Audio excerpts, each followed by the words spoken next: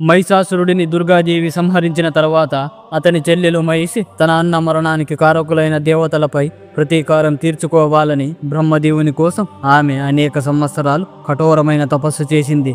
ఆమె తపస్సుకు సంతోషించిన బ్రహ్మదేవుడు ప్రత్యక్షమై ఇలా అన్నాడు, మహిషి, నీ తపస్సుతో నేను సంతోషించాను. ఏం వరం కావాలో కోరుకో.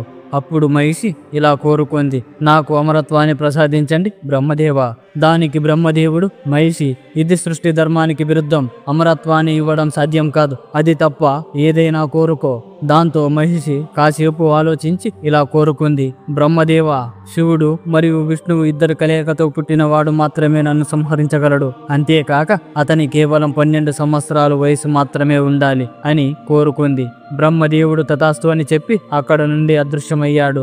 బ్రహ్మదేవుడి వర ప్రభావంతో మహిషి అపారమైన శక్తిని పొంది ఆమె స్వర్గంపై దండెత్తి ఇంద్రుడిని ఓడించి స్వర్గాన్ని తన స్వాధీనం చేసుకుంది.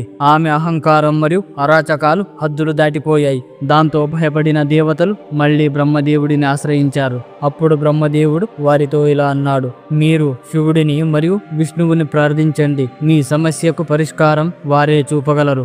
దేవతలు ఒక్క క్షణం కూడా ఆలస్యం చేయకుండా కైలాసానికి వైకుంఠానికి వెళ్లి తమ పరిస్థితిని వివరించారు. విష్ణువు మోహిని రూపంలో అవతరించి మోహిని శివుడు ఇద్దరు కలయిక ద్వారా అయ్యప్ప స్వామి జన్మించాడు. కొంబా నది ఒడ్డున ఉన్న దట్టమైన అడవి. ఆ అడవిలో ఉన్న అన్ని పులులు కలిసి ఆ చిన్నారి అయ్యప్ప స్వామికి రక్షణగా నిలిచాయి. ఆ సమయంలో పందాల దేశపు రాజు అయిన రాజశేఖరుడు వేట కోసం ఆ అడవికి వచ్చాడు.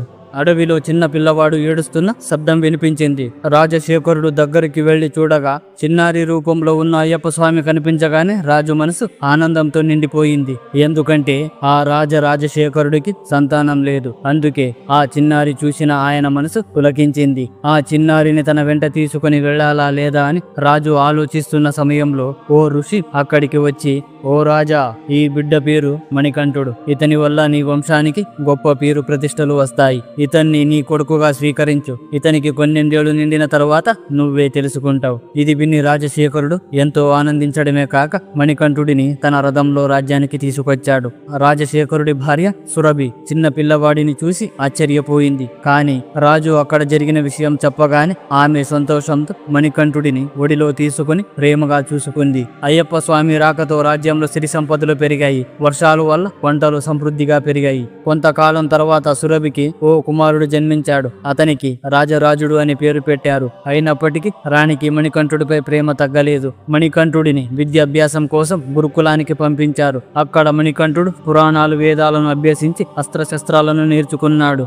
గౌతమ గురువు మణికంఠుడిలో దైవత్వాన్ని గుర్తించినప్పటికీ ఎవరికీ చెప్పలేదు.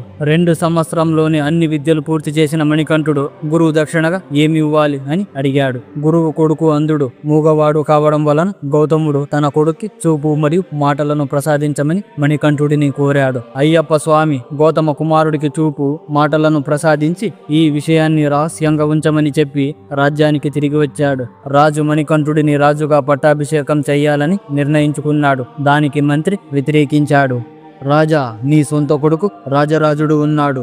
ఎక్కడో దొరికిన వాడిని రాజుగా చేయడం సరికాదు. ఎవడికి పుట్టాడో ఏ కుల గోత్రమో తెలీదు. అలాంటి వాడిని రాజుగా పట్టాభిషేకం చేయడం మంచిది కాదు. అప్పుడు రాజు, మంత్రి, నీ హద్దుల్లో నువ్వు ఉండు. నువ్వు నాకు చెప్పేంత వాడివి కాదు. రాజు మాటలకు కోపం పెంచుకున్న మంత్రి వెంటనే రాణి దగ్గరకు వెళ్ళాడు. అక్కడ లేనిపోని విషయాలు చెప్పి ఆమె మనసులో విషయాన్ని నింపాడు. తన సొంత కొడుకు రాజరాజుడిపై ఉన్న కన్న ప్రేమ కారణంగా రాణి మంత్రికి సహకరించడానికి ఒప్పుకుంది. మణికంఠుడిని చంపాలని నిశ్చయించుకొని మొదట ఒక మంత్రగత్తె ద్వారా క్షుద్ర ప్రయోగాలు చేయించారు. దానివల్ల మణికంఠుడు అనారోగ్యానికి గురయ్యాడు. కానీ వైద్యుడు రూపంలో స్వయంగా ధన్వంతరి వచ్చి మణికంఠుడిని రక్షించాడు. రెండవసారి మణికంఠుడికి అన్నంలో విషం కలిపి విష ప్రయోగం చేశారు. అప్పుడు మహాదేవుడు స్వయంగా వచ్చి ఆ విషయాన్ని తనలోకి తీసుకొని మణికంఠుడిని కాపాడాడు. మంత్రి పదే పదే ప్రయత్నించి విఫలమయ్యాడు. చివరికి అతను ఒక ఉపాయం పన్నాడు. రాణికి తలనొప్పిగా ఉందని నటించమని చెప్పాడు. ఎంతో మంది వైద్యులు వచ్చి వైద్యం చేసినా ఆ తలనొప్పి అస్సలు తగ్గలేదు. దాంతో మంత్రి రహస్యంగా ఒక వైద్యుడిని పిలిపించి ఇలా చెప్పించాడు, రాణి తలనొప్పి తగ్గాలంటే అడవిలోని ఆడపులి పాలు తెచ్చి ఇస్తే నేనేమవుతుంది.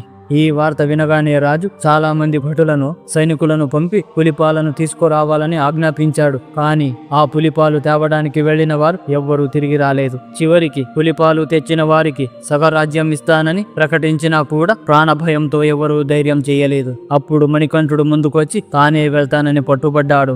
రాజు మనసులో ఇష్టం లేకపోయినా అతని పట్టుదల చూసి చివరికి అనుమతించాడు. అలా నడుచుకుంటూ వెళ్తున్న మణికంఠుడిని చూసి దోచుకోవడానికి దొంగ ఎదురయ్యాడు. కానీ ఆ దొంగ మణికంఠుడిలో దైవత్వాన్ని చూసిన వెంటనే అతను మణికంఠుడి కాళ్ళపై పడ్డాడు. దొంగ పరివర్తన చూసి సంతోషించిన అయ్యప్ప స్వామి అతనికి ఇలా వరం ఇచ్చాడు. నువ్వు ఇకపై వావారా స్వామిగా ఈ ప్రాంతంలోనే నివసించు. శబరిమల యాత్రకు వచ్చే నా భక్తులందరికీ రక్షణగా ఉండి వారిని రక్షించే బాధ్యత నీదే. ఆ తరువాత మణికంఠుడికి మహిషి అనే రాక్షసితో 6 రోజుల భీకర యుద్ధం తర్వాత మణికంఠుడు మహిషిని సంహరించాడు. ఆ విజయంతో అయ్యప్ప స్వామి రుద్రతాండవం చేశాడు. మణికంఠుడు సంహరించిన మహిషి శరీరం నుండి మాలిక పురోత్తమ జన్మించింది. ఆమె వెంటనే స్వామి అయ్యప్పను చూసి, ప్రభు, నువ్వు నన్ను పెళ్లి చేసుకోవాలి అని మనసారా కోరుకుంది. అయితే అయ్యప్ప స్వామి ఆమెతో ఇలా అన్నాడు, శబరిమలకు కన్యాసాములు రావడం ఆగిపోయిన రోజునే నిన్ను నేను వివాహం చేసుకుంటాను అని మాటిచ్చాడు. ఆ రోజు నుండి మాలిక పురాతమ అదే ప్రదేశంలో అయ్యప్ప స్వామి కోసం ఎదురు చూస్తూ ఉంది. యుద్ధం ముగిసిన తర్వాత దేవతలు మణికంఠుడికి సహాయం చెయ్యాలని ఇంద్రుడు వెంటనే ఆడపులి రూపం ధరించగా మిగిలిన దేవతలు పులి పిల్లలుగా మారారు. ఆ తర్వాత అయ్యప్ప స్వామి పులిపై కూర్చొని నేరుగా రాజ్యానికి వచ్చాడు. పులిపై వస్తున్న మణికంఠుడిని చూసి రాజ్యంలోని ప్రజలందరూ ఆశ్చర్యపోయారు. ఆ సమయానికి సరిగ్గా 12 సంవత్సరాలు నిండిపోయాయి. మణికంఠుడు పులిపాలు తీసుకొని రాజు దగ్గరికి వచ్చాడు. రాణి తాను చేసిన తప్పు తెలుసుకొని పశ్చాత్తాపం పడుతుంది. అసలు జరిగింది మొత్తం ఒక కుట్ర అని తెలుసుకున్న రాజు ఎంతో బాధపడ్డాడు. సరిగ్గా అదే సమయాన్న మణికంఠుడిని రాజశేఖరుడికి అప్పగించిన ఋషి కూడా అక్కడికి వచ్చి అయ్యప్ప స్వామి యొక్క అసలు సంగతి వెల్లడించాడు. అప్పుడు అయ్యప్ప స్వామి మహిషిని సంహరించడమే నా అవతారం అని చెప్పి అడవిలోకి ఒక బాణాన్ని వదిలాడు. ఆ బాణం పడిన ప్రదేశమే నేడు మనం కొలిచి శబరిమల. ఆ ప్రదేశంలో గుడిని కట్టండి. నేను విగ్రహ రూపంలో ఉండి భక్తులకు దర్శనమిస్తాను అని పలికి అయ్యప్ప స్వామి అదృశ్యమయ్యాడు. ఈ విధంగా శివుని పుత్రుడిగా జన్మించి రాక్షసిని సంహరించి ఈ భూమిపై ధర్మాన్ని నెలకొల్పిన అయ్యప్ప స్వామి. అందరూ చెప్పండి, స్వామియే శరణమయ్యప్ప.